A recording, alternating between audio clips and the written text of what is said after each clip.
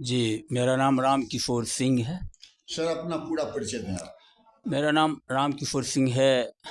मेरा घर यहाँ से करीब 2.5 किलोमीटर दूर जी बेला है। जी सर। इसी प्रखंड का मैं निवासी हूँ। जी 1994 से जी मैं शिक्षक के रूप में काम करता रहा। जी 2018 में जी मैं यहाँ से कुछ दूरी पर है एक मध्य विद्यालय लोफा, जी वहाँ का प्रभारी प्रधानाध्यापक था। जी फिर प्रमोशन हुआ जी और 2022 में यहाँ आया जी। हेडमास्टर के रूप में। सर इस स्कूल का नाम क्या है जहाँ आप अभी हैं? इसका नाम है उत्क्रमित मध्य विद्यालय कटमाखोर। कटमा। सर इसमें कब से हैं आप? ये 2022 में जी हम आए थे जी 29 अगस्त को। जी 29 अगस्त से आप यहाँ हेडमास्टर। जी जी जी। सर अभी फिलहाल यहाँ कितने शिक्षक और शिक्षिका हैं? मेरे अतिरिक्त यहाँ 5 शिक्षक हैं। जी शिक्षक शिक्षिका, जी जिसमें 2 शिक्षिका और अगर मुझे जोड़ दीजिए तो 4 शिक्षक हो गए। जी। तो सर फिलहाल अभी यहाँ स्टूडेंट्स का कितना संख्या है? यहाँ 173 है नामांकित। 173 स्टूडेंट्स। हम्म, सर फिर नया साल अभी चालू हो गया है। जी अब एग्जाम मान लीजिए हुआ है, अब होगा नया नया बच्चे लोग फिर एडमिशन लेंगे। जी।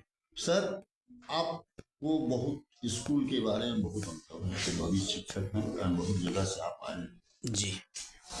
एक चीज बताइए कि अभी जो स्कूल का सिस्टम हुआ है और पहले जो सिस्टम था, इसमें कुछ परिवर्तन हुआ है कि पाठ्यक्रम में आने से? काफी परिवर्तन हुआ है और मेरी नज़र में यह परिवर्तन सकारात्मक है। सकारात्मक।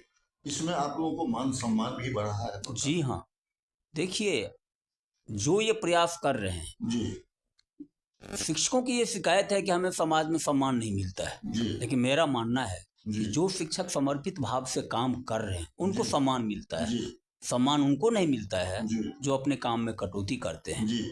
और जो 2 नंबर के हैं, क्लियर बोलिए ना, जो 2 नंबर के हैं शिक्षक, देखिए मैं तो टीचर हूँ जी तो मेरी भाषा तो थोड़ी शालीन होगी। जी। अब आप तो इसका अर्थ लगाइए कितने नंबर के हैं, नंबर देना आपका काम है। जी मैं इतना कहूंगा कि जो अपना काम अच्छी तरह से नहीं बस। करते हैं हाँ उनको समाज अच्छा सम्मान नहीं देता। सर एक चीज आपसे मैं पूछ रहा हूँ कि अधिकार और कर्तव्य फंडामेंटल राइट, जी अधिकार भी है और कर्तव्य भी है। जी केवल आप अधिकार ही को देखिएगा, अपना कर्तव्य नहीं देखिएगा तो होगा नहीं। मेरा स्पष्ट मानना है, पहले कर्तव्य फिर अधिकार की बात कीजिए। दोनों। कर्तव्य पालन में जी कहाँ दिक्कत हो रही है जी तब अधिकार की ओर मुड़िए। जी लेकिन होता प्राय उल्टा है, पहले हम अधिकार की बात करते हैं, कर्तव्य छोड़ देते हैं। सर एक मानवता ही बहुत बड़ा चीज है। बहुत बड़ा गार्जियन आपको अपना सुपुर्द कर देते हैं बच्चे, इसमें हो सकता है आपका अपना लड़का हो, बिल्कुल भाई हो, भतीजा हो, कोई हो। आप जैसे कुम्हार कच्चा मिट्टी को नाना तरह से वो बनाता है, तो बच्चे का भाग्य विधाता आप जी। तो ये भी तो आपका कर्तव्य है। हाँ, एक समझिए कि ये तो बहुत बड़ा कर्तव्य है। अभी मान लीजिए 60,000 70,000 लाख रुपया सैलरी हो गया है। हाँ, भिन्न सैलरी है। लेकिन पहले 80 90 रुपया 10 रुपया तक शिक्षक लोगों को मिलता था। जी हाँ जी हाँ, उस टाइम में गुरु जी कहलाते थे। हाँ। लेकिन उसी स्कूल से बच्चे पढ़ करके इतने इतने बड़े विद्वान जो बने हैं, समझिए डॉक्टर राजेंद्र प्रसाद हुए, लाल बहादुर शास्त्री हुए। इतना गरीबी था कि पानी में हेर के लाल बहादुर शास्त्री जाते थे पढ़ने के लिए। जी हैं अब्दुल कलाम आजाद हैं, उनके पिताजी कितना गरीबी से गुजरे और इतना बड़े साइंटिस्ट हुए देश के। जी हैं तो एक गरिमा है।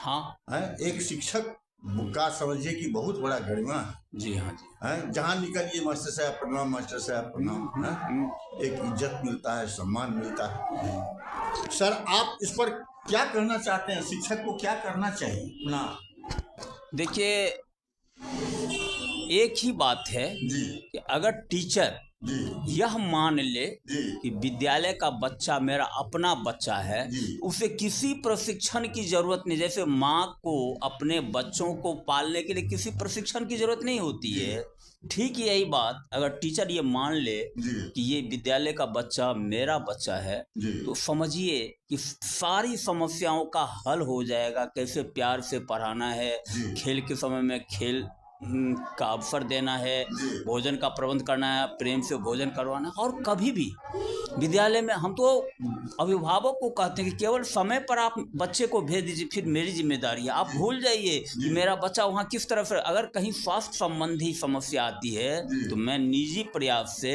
डॉक्टर को बुलाता हूँ, प्राथमिक उपचार करवाता हूँ, फिर गार्जियन को भी खबर। सर एक चीज थोड़ा सा आपसे पूछ रहे हैं कि सरकारी स्कूल के शिक्षक जो है वो अपने बच्चे को सरकारी स्कूल में नहीं पढ़ाते हैं। हाँ, कारण क्यों?